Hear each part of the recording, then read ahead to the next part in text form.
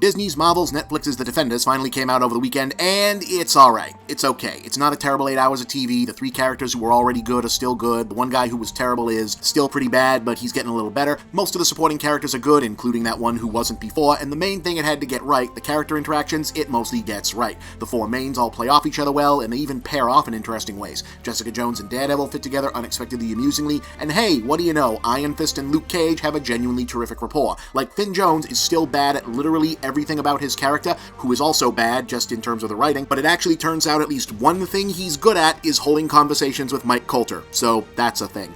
I admit, I feel like I'll probably enjoy it a lot more than a lot of people will, because I actually tend to think superheroes work best when you lean into the cheesiness that's inherent in the genre, and Defenders is certainly the cheesiest thing the Netflix Marvel shows have done. It actually tries to go big, since this is the team-up crossover payoff thing, and since Marvel is allergic to spending money on anything outside the movies, watching what a multi-franchise project that's so far mostly been made up of grumpy-looking C-list actors fighting people in underlit hallways thinks big looks like is kinda charming. But even better, in a sense, is the decision to color-code everything as a stylistic decision. See, the one big visual flourish they've managed to come up with for this thing is to give everyone their own color theme, so all the Just Daredevil scenes look a little bit red, all the Jessica Jones stuff is blue, Luke Cage is yellow, and Iron Fist is green. But then when they're all together, the set lighting and color timing have things popping like a bowl full of Skittles to signify the unity. It's really heavy-handed and obvious, the exact kind of thing old Golan Globus and Full Moon movies used to do to drown out cheap production design and middling cinematography, and I'm down for it. The Marvel Netflix things are all basically B-movies stretched out with extra character development, or in the case of Jones and Cage, thematic depth, so this is just the right visual tone as far as I'm concerned.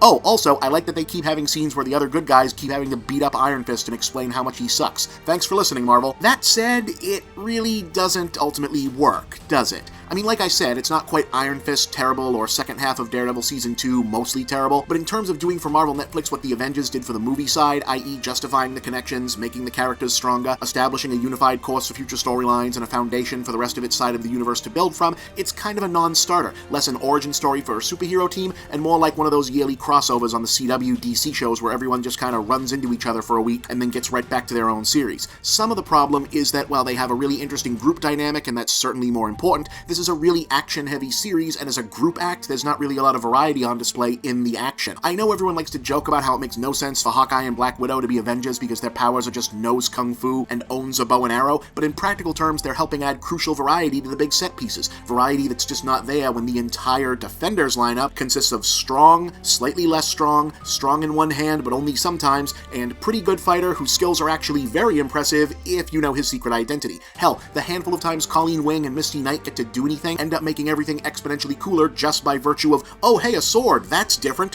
whoa, a gun, you're blowing my mind, lady. But narratively, it feels like everything that doesn't work should have been both fixable and really, really obvious. The 2 most interesting characters are Jessica and Luke, and they're both utilized more like guest stars here. Danny Rand is the most widely hated lead character from the worst reviewed series, and he's positioned as this real important guy that we're meant to be rooting for, and the whole central premise is built around his supposed specialness. Our big bads are just the Hand again, literally the most boring villains the Marvel Cinematic Universe has managed to produce outside of maybe the elf guys from Thor 2, and the whole big master scheme really does just turn out to be about that big stupid hole in the ground you forgot about from Daredevil and all the convoluted boring bullshit you wish you could forget about from Iron Fist. It's like they were trying to mess this up. But in reality, I think where this has really gone wrong is making the main mistake that the Marvel movies avoided making, investing too much in the continuity. I know that sounds counterintuitive since, the whole MCU thing is keeping people invested in the parts of the whole by spreading the continuity connections out, but apart from all the Easter eggs and wink-winks that very seldom affect the actual plot but keep the core fans invested between installments, most of the Marvel movies apart from the Avengers team-ups are built to play as standalones whose connections to the broader franchise outside their own respective sub-series are only ever as meaningful or not meaningful as the next time they're brought up as a reminder. Like, remember all those loose ends left over from the Incredible Hulk that nobody cares about anymore? This allows a certain degree of creative freedom, sure, but its main function is to mitigate one bad move from setting off a domino effect that might otherwise potentially taint or even knock down any subsequent project. Kinda like how the DC movies are probably stuck with a really, really shitty Joker just because someone thought that might be cute in Suicide Squad. That's how the Phase 1 movies, with the exception of Iron Man 2, aka wow, we had to do another one of these a lot sooner than we thought, were able to focus on building the individual characters on their own terms without having to lay all that much foundation down for Avengers too far ahead of time, because Avengers was basically just, oh no, a whole army of alien bad guys led by the evil lord most popular villain from the previous movies. Now we need a whole team of heroes. Sure, they were probably planning on it to be Loki because that was the first Avengers villain in the comics, comics, and good thing it worked out, but if Thor had been a dud and nobody had liked Loki, it wouldn't have been all that hard to just use the Red Skull or the Leader or someone brand new instead. By contrast, the Defenders setup looks and feels an awful lot like they committed to a more solid pre-existing outline to start with, and by the time the flaws appeared, it was too late to change much. And if that were to be the case, it's easy to see what the original logic might have been.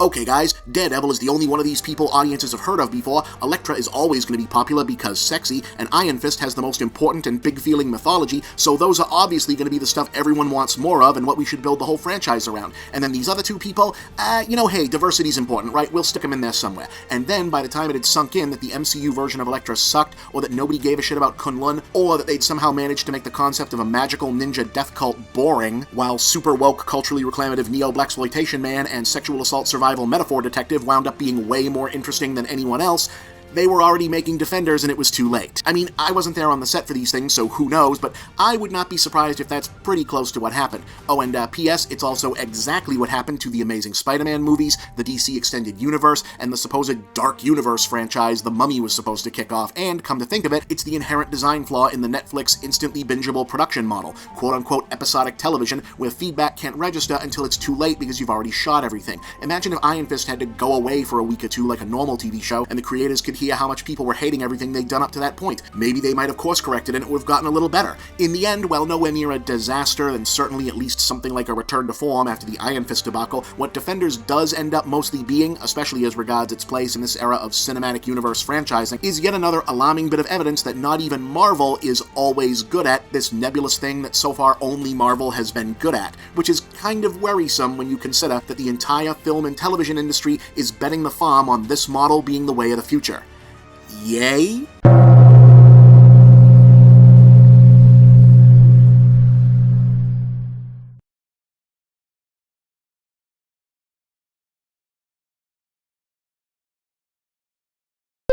Hey gang, here's a question that keeps coming up. If your handle is Movie Bob, where are your movie reviews? Well, my old reviews are in a lot of places. You'll find many of them on my YouTube channel, but you'll find the brand new ones on Geek.com, an awesome site that's also your one-stop news source for science, TV, gaming, technology, nerd culture, the works. You can find all my reviews directly by going to geek.com/author/bchipman, because that's my real name, and you can get regular updates on all my reviews and all of Geek.com's other great content by signing up for their kick-ass newsletter at subscribe.geek.com. And don't forget to also subscribe to the Geek.com YouTube channel, where you'll find the videos that accompany my reviews and tons of other great content too. Remember, that's Geek.com, the Geek.com newsletter, and Geek.com on YouTube. Make sure you don't miss out on all the latest Movie Bob reviews. You can also check out my own new website, Movie Bob Central, where you'll find my blog, links to all my work, and shop for my books, ebooks, and future Movie Bob products. And please remember to like these videos, share them with all of your friends, and subscribe to this channel. Thank you for watching another Movie Bob production.